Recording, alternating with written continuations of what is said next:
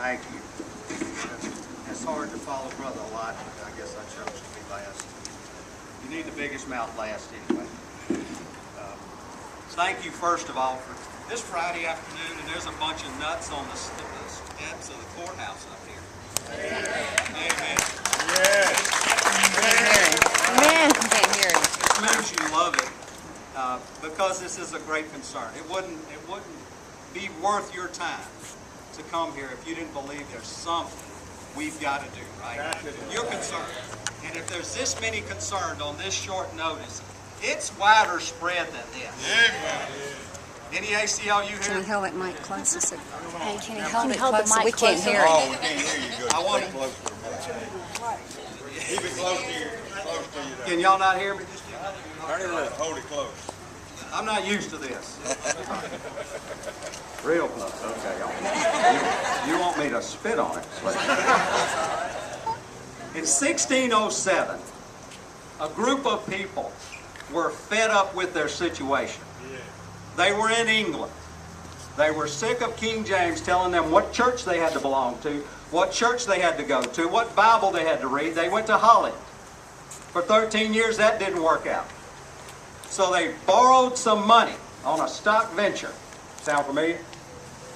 Paid 40% interest to come here. They tried to land in Virginia. Poor things wound up in Massachusetts. Plymouth. But they brought us the Mayflower Compact. They did this because they believe it's more important to worship free and live as Christians.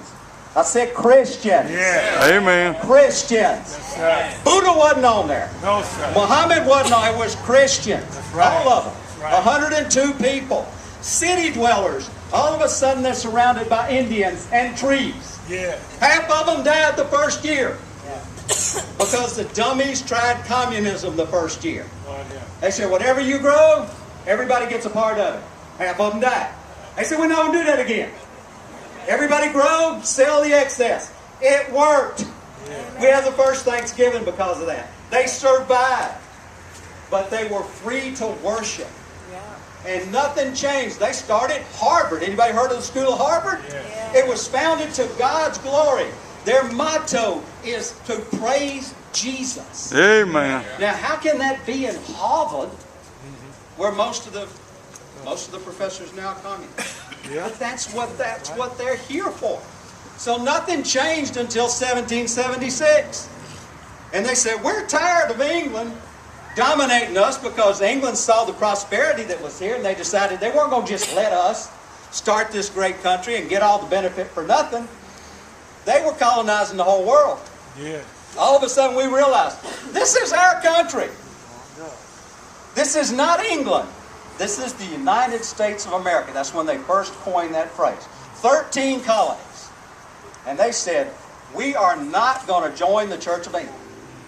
We are not going to let them tell us what religion. What religion were they talking about? Divisions of Christianity. Right.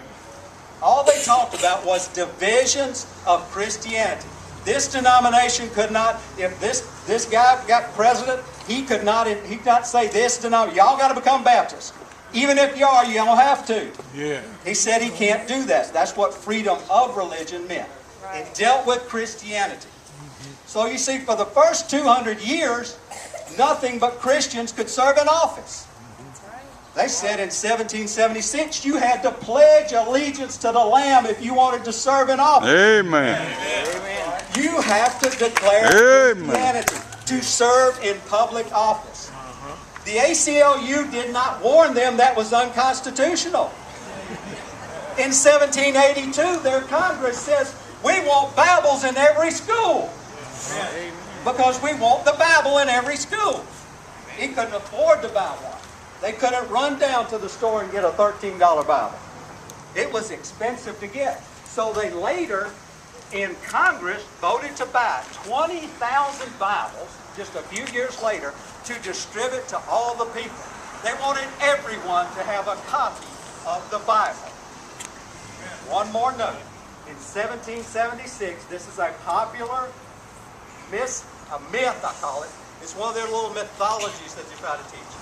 55 of the signers were Christian. There were Amen. only 55.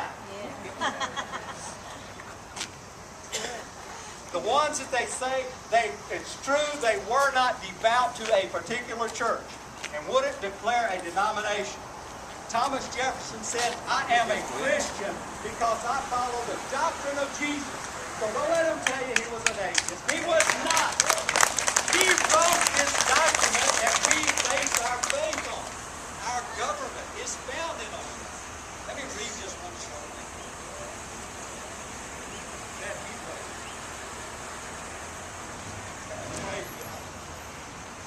My church doesn't say that. That's why.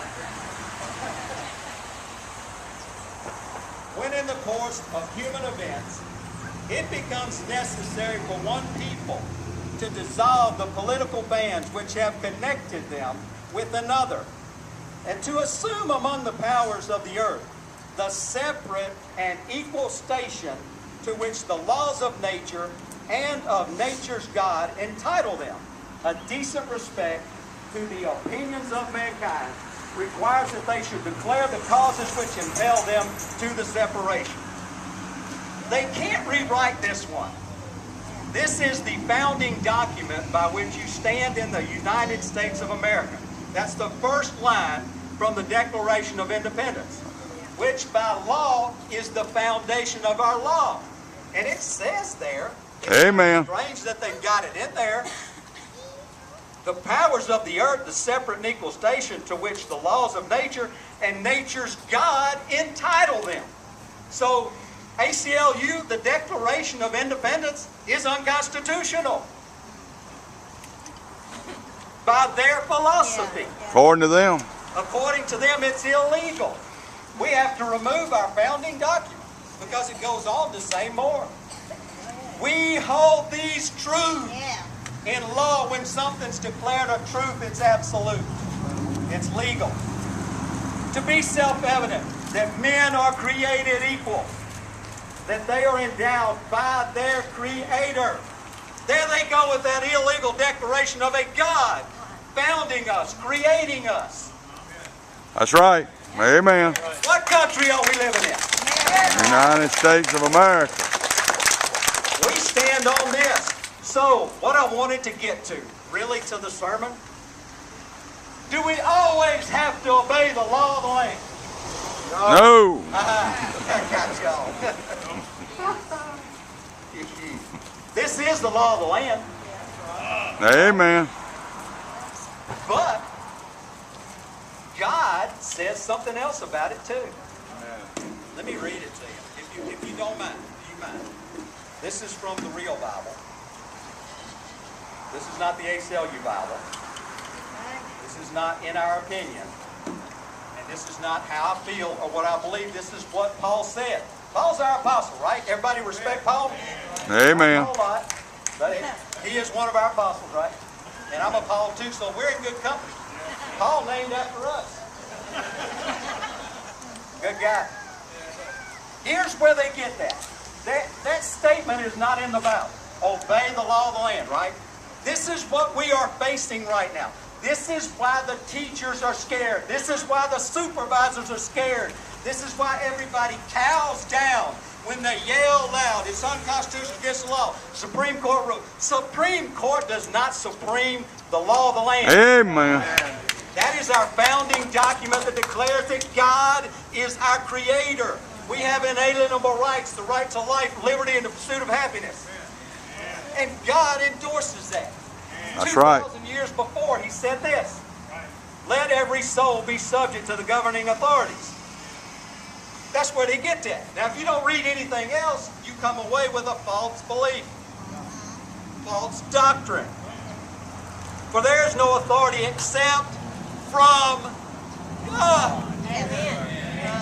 All authority. That's right. Amen. All authority comes from God. How much authority comes from man? None. None. It comes from God. And those who resist will bring judgment on themselves. Amen. That's Therefore, right. whoever resists the authority resists the ordinance of God. And those who resist will bring judgment on them.